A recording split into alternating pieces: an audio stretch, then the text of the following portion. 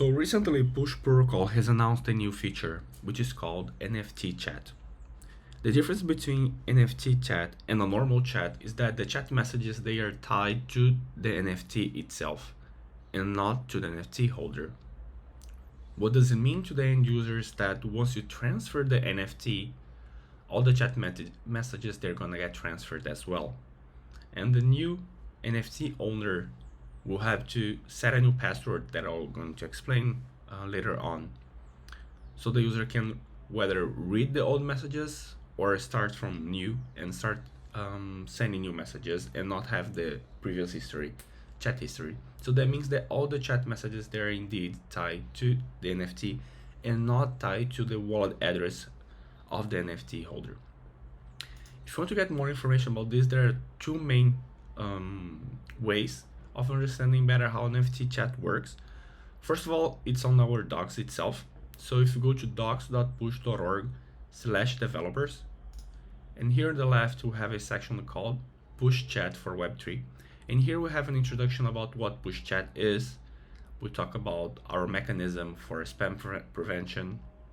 We talk about what chat request is, what's the process of sending messages, what's our vision for decentralization, what is verification proof for message verification, how messages are encrypted, and here at the bottom we have the NFT chat section.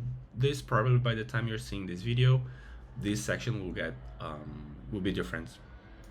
But for now, this is what we have in our documentation and explains pretty much the NFT chat from the end user perspective. For the NFT chat to a normal chat, it is exactly the same. The way you receive messages, the way you send messages, the way that you call an NFT instead of calling a wallet address, the way that you create group chats, but instead of adding wallets, you add NFTs, it is completely the same. There is no difference. The only difference from an NFT chat to a normal chat from the user perspective, from the user experience, which is very important, it is that by using NFT chat, you have one extra step, which we say here, which is that you have to select a secret key. It says here, when users log into the dApp to read NFT chat messages, they are prompted to enter their secret key to decrypt the chat messages. So this is the only extra step, and what it means is that, let's say you log into the dApp, whatever dApp it's implementing Push Protocol, is implementing the Push SDK. If it's the first time you're opening up the dApp, then you're setting your password for the first time if you haven't done it before, or if you have chosen a password already, all you have to do is just type your password, and then we're gonna decrypt your encryption keys. Then with the decrypted encryption keys, the SDK will decrypt all the chat messages on the client. And this is what we're saying here. If an NFT chat does not have a secret key set, or if the user has just received an NFT and it doesn't have access to the previous secret key, they are prompted to create a new secret key. And this is another key difference between an NFT chat and a normal chat. It is that the chat itself, they're tied to the NFT itself. That means that once you transfer the NFT, all the chat messages they are transferred as well. And then the new NFT holder has two options. The NFT holder can set a new password, then all the previous messages that were sent to the NFT, the new NFT owner will not have access. Or if I'm the previous NFT owner and transfer to someone else, and I transfer by other means the secret key that gives access to the chat message, the secret key that encrypts the NFT encryption keys, I send to that user, then the user will have access to all the previous chat messages.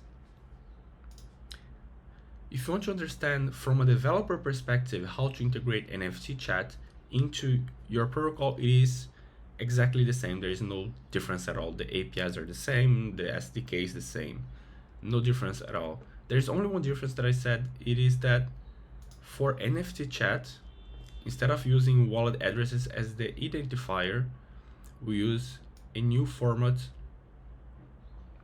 to specify the NFT, and that's the only difference. All the APIs, they are completely the same. So let me zoom in here. Can use this NFT account one as an example. So here's the, let me zoom in better. So here is how we call the account, the NFT account means it's just the ID. Instead of using the wallet address in the SDK, you're gonna use this format here, which goes by NFT column EIP155. For now, we're only on EVM chains. Column, then the chain ID or of where this NFT is deployed. Column, the contract address. Column, the token ID for that NFT. This is the NFT ID into push chat. And once you do this, all the APIs, they're completely the same. Here, if you scroll down here,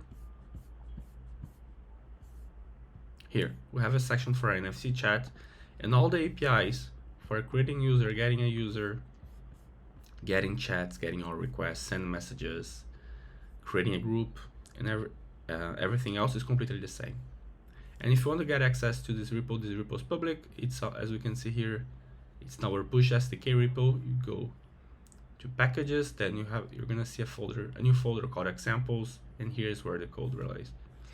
You can run this code. So here I highly recommend anyone who's integrating push protocol, whether it's notifications or chat or even video, to take a look into this repo. As you can see here, all you have to do is set up your .env, and you do a npm start, and that should run all this file.